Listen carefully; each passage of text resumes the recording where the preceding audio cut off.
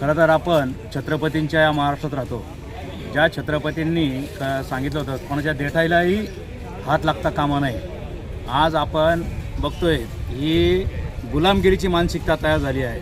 स्वाभिमान अगदी या अधिकाऱ्यांनी आणि राजकारण्यांनी गहाण ठेवलेले आहेत. एवढी त्या पक्षांची सत्ताधाऱ्यांची गुलामी झालेली आहे जी आपण आज बघतोय. यांना म्हणजे स्वतंत्र काम करण्याचा सुद्धा अधिकार नाही. आयुक्तांना ही या कुंभमेळ्याच्या धर्तीवर तपोवन नदीची 1718 झाडं तोडण्याचा निर्णय घेतलेला आहे. आणि निर्णय घेऊन काय भलं करणार, काय चांगलं करणार, तर PPP तत्वावर इथं एक्झिबिशन सेंटर हब उभारणार आहेत. आणि ते एका मोठ्या उद्योगपत्यांना चालायला देऊन त्याच्यातून यांची टक्केवारी आणि त्या उद्योगपतीचा फायदा या प्रकारचं हे दुष्कृत्य हे प्रशासन आणि सरकार करतं आहे.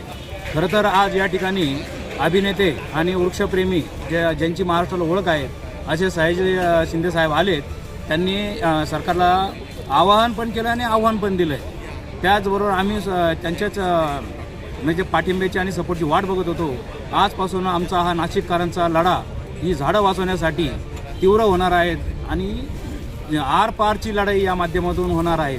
जोपर्यंत त्यांनी जे टेंडर काढलेलं आहे साधूग्रामच्या जागेवर एक्झिबिशन सेंटरचं, ते टेंडरची प्रक्रिया स्थगिती देत नाहीत, रद्द करत नाहीत आणि हा झाडं तोडण्याचा निर्णय रद्द करत नाही, तोपर्यंत आम्ही स्वस्थ बसणार नाही. नाशिककर नागरिक आणि या नाशिकमधून जी बाहेर लोक गेलेली आहेत शिक्षणासाठी, व्यवसायासाठी, त्या लोकांनाही एकत्र करून जन आंदोलन उभं करून या प्रशासनाला आणि सरकारला धडा शिकवू आणि हा निर्णय रद्द करूनच घेऊ असं आमची ठाम भूमिका आहे.